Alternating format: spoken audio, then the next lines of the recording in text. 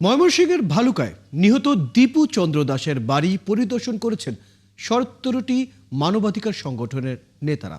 মঙ্গলবার তারাকান্দা উপজেলার বানিহালা ইউনিয়নের মোকামিয়া কান্দা গ্রামে যান তারা।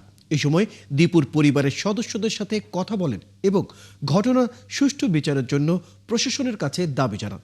মানবাধিকার নেতৃবৃন্দ বলেন, দেশে যে মব কালচার চলছে তা থেকে বেরিয়ে আসতে হবে। কেউ যদি অপরাধ করে তাকে আইনের হাতে তুলে দিতে হবে, আইনই তার বিচার করবে।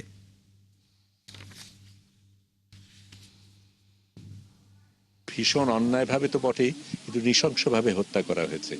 এটা খুব খারাপ ইঙ্গিত দেয় এবং সত্যিকার অর্থে এই মবের পরিচালিত যেই বিচার, সেটা থেকে আমাদের সরে অবশ্যই আসতে হবে এবং যারা এদের উস্কানি দিচ্ছে তাদেরকেও বিচারে আনতে হবে। কোনোভাবেই আপনি হত্যা করে আপনি ইসলাম ধর্মের প্রতি সম্মান আনতে পারেন না, কখনোই না। ইসলাম ধর্মের প্রতি সম্মান বজায় রাখা মানেই হচ্ছে শান্তি প্রতিষ্ঠা করা।